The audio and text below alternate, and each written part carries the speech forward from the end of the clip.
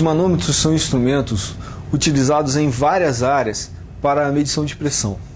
Na indústria, por exemplo, servem para medir pressão em tubulações e vasos de caldeiras, equipamentos hidráulicos e pneumáticos e tantos outros. Existem vários tipos de manômetros que abraçam as mais variadas aplicações e faixas de medição. Há manômetros para medição de micro, média e alta pressão e para medição de outras variáveis físicas, tais como vazão e nível. Os manômetros são compostos basicamente de três partes. Uma delas é o elemento de recepção, que transforma a força gerada pela pressão numa determinada área em deslocamento. A segunda é o elemento de transferência, que amplia o deslocamento do elemento de recepção e transmite esse deslocamento ao elemento de indicação. A terceira e última é o elemento de indicação, que recebe o deslocamento do elemento de transferência e indica a pressão. Os manômetros são geralmente divididos em dois tipos. Um deles é o manômetro de líquido, que utiliza um líquido como meio para medir pressão. O outro é um manômetro elástico, que usa a deformação de um elemento elástico como meio para medir pressão. Os manômetros de líquido são construídos basicamente por um tubo de vidro com área seccional uniforme, uma escala graduada e um líquido de enchimento, tudo suportado por uma estrutura de sustentação. A água destilada e o mercúrio são os líquidos utilizados como fluido de enchimento. Isso porque apresentam baixa viscosidade e não são voláteis nas condições de medição. Os manômetros de líquido têm como base a equação manométrica. Nessa equação, a altura da coluna do líquido deslocado está relacionada com as pressões aplicadas nos ramos do tubo de medição. Vamos tomar como exemplo um manômetro de líquido tipo tubo em U, onde a pressão num dos ramos é P1 e no outro é P2. Temos ainda o peso específico do líquido de enchimento, igual a delta, e a altura da coluna de líquido, H1 menos H2. Pela equação manométrica, a diferença de pressão entre os ramos é diretamente proporcional ao peso específico delta e à altura da coluna gerada. Temos então que P2 menos P1 é igual a delta vezes H1 menos H2. Logo, quanto maior for a diferença de pressão, maior será a altura de coluna, considerando que não há alteração do peso específico do líquido de enchimento. Em termos práticos, a altura de coluna máxima disponível no mercado é de 2 metros. Assim, a diferença de pressão máxima a ser medida é de 2 metros da coluna de líquido usada. Os manômetros de líquido são classificados através do elemento de recepção. Eles podem ser manômetros de líquido tipo tubo U, tipo tubo reto ou tipo tubo inclinado. O manômetro de líquido tipo tubo U é um dos medidores de pressão mais simples entre os medidores para baixa pressão. É constituído por um tubo de material transparente, geralmente vidro, recurvado em forma de U e fixado sobre uma escala graduada. A leitura pode ser feita simplesmente medindo a altura da coluna de líquido deslocada, ou seja, fazendo a medição da diferença de nível entre os dois ramos. O manômetro de líquido tipo tubo reto possui áreas diferentes dos ramos onde são aplicadas as pressões, sendo a pressão maior aplicada no lado de área maior.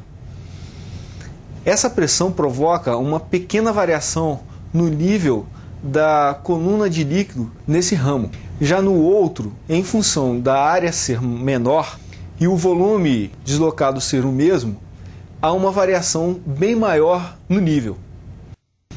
Considerando praticamente nula a variação no nível do ramo onde há uma maior área, podemos falar que a diferença de pressão entre os dois ramos pode ser medida somente em relação à variação de nível no ramo de menor área.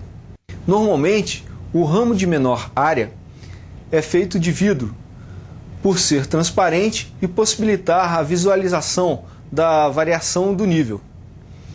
Já o de maior área geralmente é feito de aço. A régua graduada é colocado ao lado do ramo de menor área para medir a coluna de líquido deslocada, que é referente à diferença de pressão entre os dois ramos.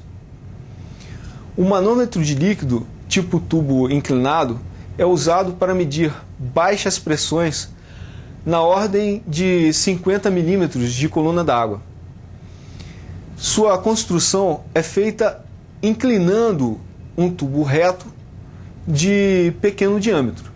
Por isso, quando comparamos o manômetro de tubo reto com o manômetro de tubo inclinado, constatamos que, para uma mesma variação de pressão, haverá uma mesma variação de nível. Mas, no de tubo inclinado, há uma possibilidade de colocarmos mais subdivisões na escala graduada, melhorando assim a resolução da medição. Um outro tipo de manômetro é o elástico, que se baseia na lei de Hooke sobre a elasticidade dos materiais. Essa lei define que a força exercida em um determinado corpo é proporcional à deformação gerada. Logo, quanto maior a força, maior será a deformação. A lei de Hooke é aplicável dentro de determinados limites, que são chamados de zona elástica. A característica principal dessa zona é que, quando o material é submetido a um esforço, é gerada uma deformação proporcional. Quando essa força cessa, a deformação é eliminada. Excedido o limite de elasticidade, ou seja, sendo exercida uma força maior, o material entra na zona chamada plástica, onde a força e a deformação não são proporcionais. Quando não há mais força, o corpo não retorna à posição original, surgindo uma deformação permanente. O elemento de recepção de pressão tipo elástico é aquele que mede a deformação elástica sofrida quando está submetido a uma força resultante da pressão aplicada sobre uma área específica. Os manômetros elásticos são classificados através do elemento de recepção em manômetros tipo Bourdon. Esses elementos podem ser em forma de C, espiral ou helicoidal. Há ainda o manômetro tipo diafragma, manômetro tipo Foley e manômetro tipo cápsula. O manômetro tipo Bourdon é construído por um tubo de seção oval, que pode ser em forma de C, espiral ou helicoidal, com uma das extremidades fechada e a outra aberta para a pressão a ser medida. Com a pressão agindo em seu interior, o tubo com seção oval tende a ficar com seção circular, fazendo com que a extremidade fechada se mova. Esse movimento é transmitido através de engrenagens a um ponteiro que indica uma medição de pressão em uma escala graduada. O manômetro elástico é composto por uma conexão ao processo, um soquete, um elemento elástico, uma extremidade móvel, um braço de articulação, um mecanismo interno, um ponteiro, uma escala graduada e uma caixa. Existem alguns tipos construtivos de manômetro Bourdon, que são um manômetro fechado, um manômetro de pressão diferencial e um manômetro duplo. O manômetro fechado tem duas aplicações típicas. Uma para locais expostos ao tempo e outra para locais sujeitos a vibrações mecânicas. No primeiro caso, a caixa é constituída com um grau de proteção, definida por norma que garante a condição de hermeticamente fechado. Assim, esse manômetro pode ser exposto à atmosfera sem preocupação com pó em suspensão ou jateamento de água. No segundo caso, a caixa é preenchida com óleo ou glicerina para proteger o bourdon e o mecanismo interno contra vibrações mecânicas. Esse enchimento aumenta a vida útil do manômetro.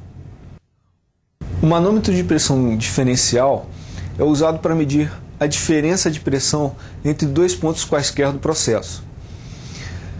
É composto por dois tubos de bourdon dispostos em oposição e interligados por articulações mecânicas. A pressão indicada é resultante da diferença de pressão aplicada em cada bourdon. Ele pode ser usado para medição de nível, vazão e perda de cargas em filtros. O manômetro duplo é composto por dois bourdons com mecanismos independentes e usado para medir duas pressões distintas, porém com mesma faixa de trabalho. Em outras palavras, temos um mesmo corpo e, compartilhando a mesma escala graduada, dois bourdons com duas conexões ao processo, medindo duas pressões diferentes. A grande diferença entre o manômetro de pressão diferencial e o manômetro duplo é que o primeiro indica a diferença entre duas pressões e o segundo indica duas pressões diferentes. Sendo assim, no manômetro de pressão diferencial só há um ponteiro, enquanto no manômetro duplo existem dois. No manômetro diafragma, a pressão é exercida em um dos lados do diafragma e provoca a sua deformação. Isso promove o deslocamento de um mecanismo interno que transmite e transforma essa deformação em deslocamento angular do ponteiro. Este manômetro é usado para a medição de pressões baixas de no máximo 3 kg/força por centímetro quadrado. Outro tipo de elemento de recepção elástico é o Foley, que é usado para medir pressões baixas e médias de no máximo 10 kg/força por centímetro quadrado. O Foley é um dispositivo que possui rugas e tem a possibilidade de expandir-se ou contrair-se em função da pressão aplicada no seu interior. Sendo adicionado uma pressão na parte interior do Foley, a extremidade livre desloca-se. Esse deslocamento é transferido ao link e setor através de alavanca, fazendo com que o ponteiro se desloque. O último elemento de recepção é a cápsula, que é constituída por dois diafragmas unidos que formam um receptáculo fechado. A pressão a ser medida é injetada no interior do receptáculo, ou seja, entre os dois diafragmas. Quanto maior for a pressão, maior será a expansão da cápsula que promove o deslocamento do link. O link, por sua vez, desloca o sistema setor-peão, que faz girar o ponteiro. A cápsula é usada na medição de micropressão, na ordem de 300 mm de coluna d'água. É importante a observação de todos esses elementos na construção dos manômetros, pois, com a adequada especificação, haverá uma correta utilização na aplicação desejada. Vale lembrar que, para determinadas aplicações, haverá um manômetro mais apropriado. Termina aqui a nossa aula. Você ficou sabendo o que é um manômetro e conheceu alguns tipos construtivos e as suas funcionalidades.